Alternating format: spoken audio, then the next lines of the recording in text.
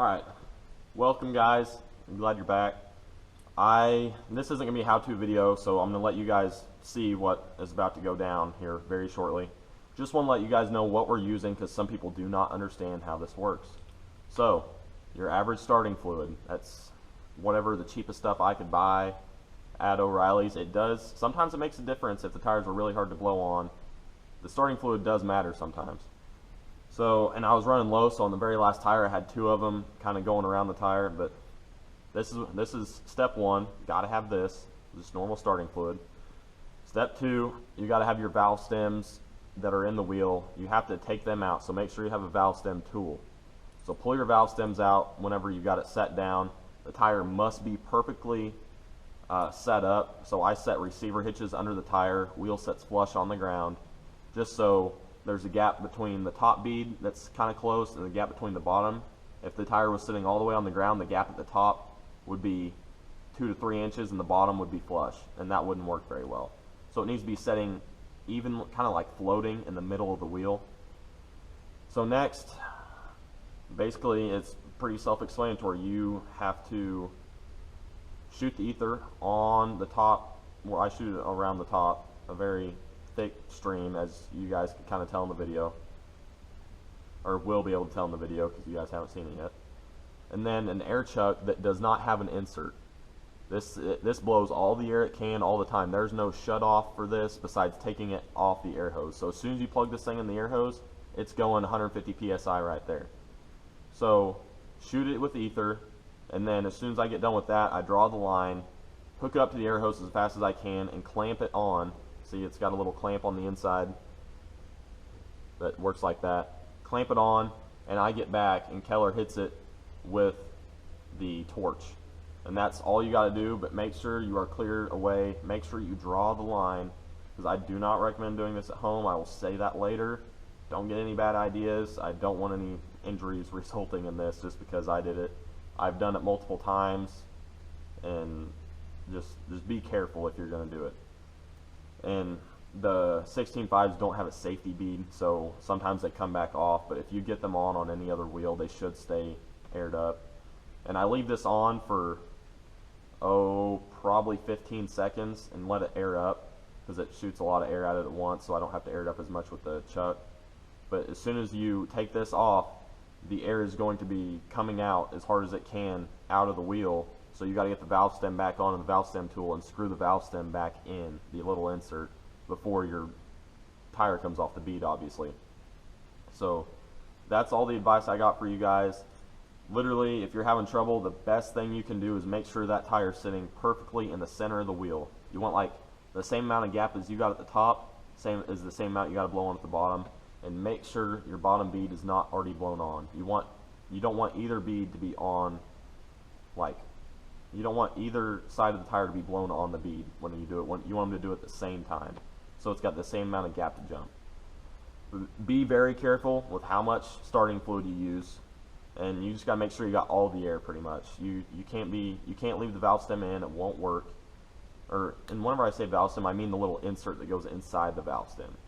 So yeah, that's about all I got for you for the advice pre-video. And then I'll give you guys a little show of what all the tires look like for the after and the lift and all that. And I'll explain the lift series for the truck. There's going to be 3 parts. This is part 1. Hope you guys enjoy. And remember, do not do this at home.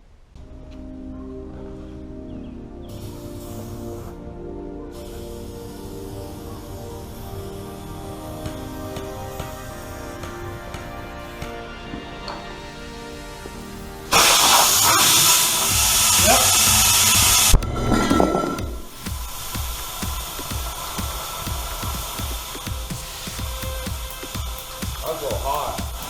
It's heating down. Huh? Well, what you guys, that looks really, pointing really low. What you guys can see with me here is the new tire and wheel setup. I don't know. I figured I blew them on today. I might as well take a video and post it before I post the rest of it. So there is going to be a lift series. First video is blowing the tires on the wheels. Me and Keller knocked that out by ourselves.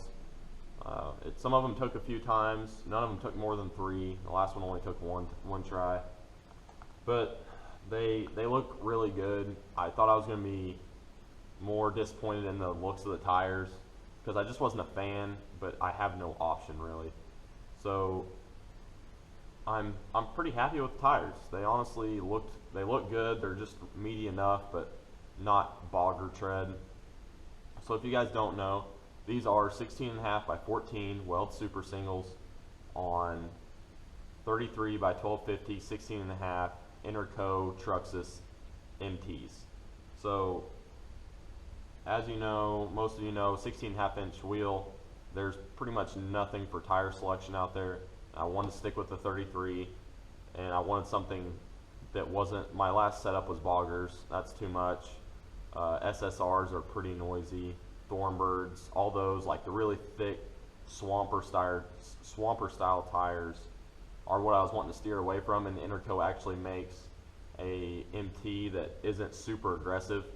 Mopar Darrell actually ran them on one of his sets of Hostiles in the 22s, I believe, and a lot of people say they like these tires, so I figured why not, let's try them. And I'm pretty excited to get them on the truck with the lift and see how they ride. But they are going to go get balanced tomorrow at the tire shop. But I figured why not have a video blowing them on. We only got one video, and I'm going to try and get a video from Keller that he had on him. He wasn't wearing the GoPro, but he had his phone, and it was kind of an up close shot, so we'll include that. And then what is behind me, this is my lift.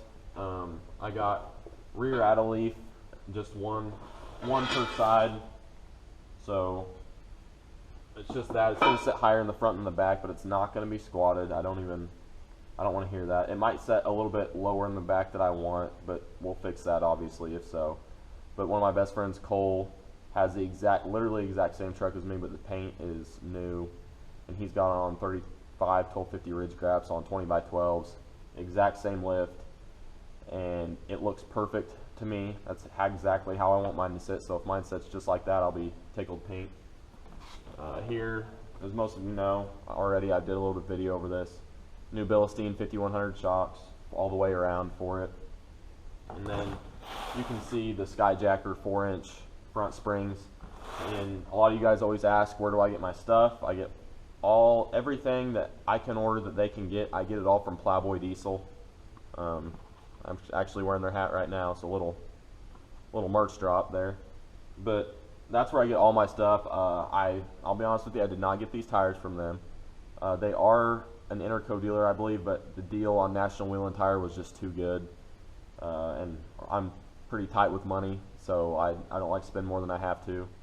But that's about the first thing I came across that they couldn't get me a better deal than anybody else on. So if you guys are looking for any parts for these trucks, go to Plowboy Diesel and shoot them an email, or I don't know if they want you to do this, but you can message them on Instagram at Plowboy Diesel.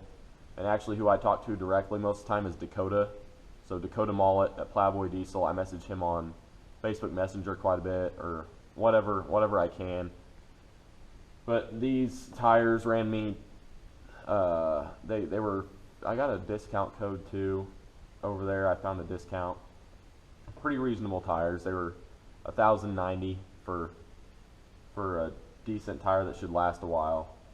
And then all my lift stuff, as I said, I got there as well. So I hope you guys liked the blowing the tires on. That was pretty cool. Some of you guys ask how it works, and pretty much I do a good layer of ether all the way around, and you hook up the air after that without the valve stem, the little valve stem deal inside the valve stem, so you can shoot all the air into the tire.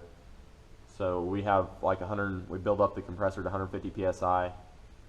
So we spray it with either snap the chuck in, and whenever you snap it in, it's blowing all the air it can. There's no insert or anything. And you hook it up to the wheel, and as you saw, Keller hits it with the torch, and whenever it pushes the beads out and hits the beads, and it fills it with air as fast as it can. And that's usually just how the bead sticks. That's kind of how it works. There's not a real, I honestly, somebody asked me that, and I was like, honestly, I don't really know how it works. I just know it works, but as far as I understand, that is how it works. And I do not recommend doing that at home.